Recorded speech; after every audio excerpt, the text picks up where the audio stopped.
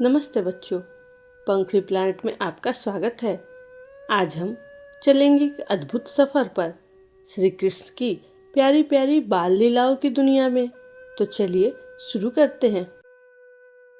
एक बार द्वापर युग में जब अधर्म चरम पर था और पृथ्वी देवी दुख से व्याकुल थीं, तब भगवान विष्णु ने वादा किया, मैं स्वयं अवतार लूंगा और धरती से पाप का नाश करूंगा।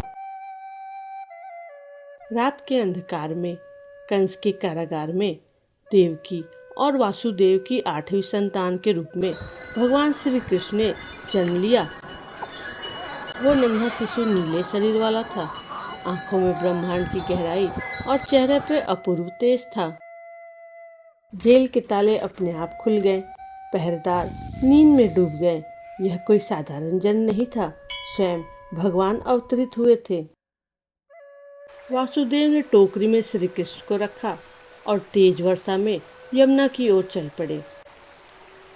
यमुना मैया ने उनकी राह रोकना चाहा, पर जैसे ही श्री कृष्ण के चरण स्पर्श हुए, जल अपने आप 2 भागों में विभक्त हो गया और तभी प्रकट हुए शेषनाग, जिनकी विशाल फनों ने श्री कृष्ण की रक्षा के लिए छाया की।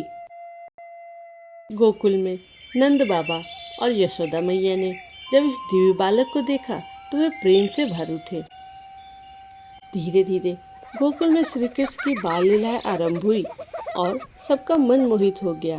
कभी वे मक्खन चुरा के ग्वालिनों को चिढ़ाते तो कभी बंसी की मधुर तान पे ग्वाल बाल नाच उठते।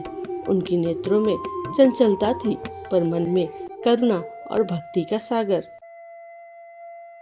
एक दिन जब यमुना का जल विषैला हो गया था और गांव वाले भयभीत थे, तब नन्हे कृष्ण ने उस विषैले कालिए नाग को नाथा।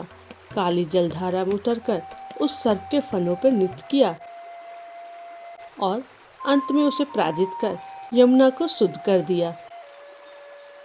फिर आया समय जब देवराज इंद्र ने अहंकार में आकर मूसलाधार वर्षा भेजी, पर श्री कृष्ण ने केवल अपनी छोटी उंगली से गोवर्धन पर्वत उठा लिया। गांव वाले, गायें और बालक सब उसके नीचे सुरक्षित हो गए। देवराज इंद्र को समझ आया, यह कोई साधारण बालक नहीं, स्वयं नारायण है। तो बच्चों, बाल श्री कृष्ण की लीलाएं हमें यह सिखाती है, प्रेम करो, भक्ति करो और अन्याय के खिलाफ खड़े रहो। अगर आपको हमारी ये कहानी पसंद आई हो तो वीडियो को लाइक करना और पंखुड़ी प्लैनेट को सब्सक्राइब करना मत भूलना। मिलते हैं अगले किसी मज़ेदार कहानी में। तब तक खुश रहिए और हर दिन कुछ नया सीखते रहिए।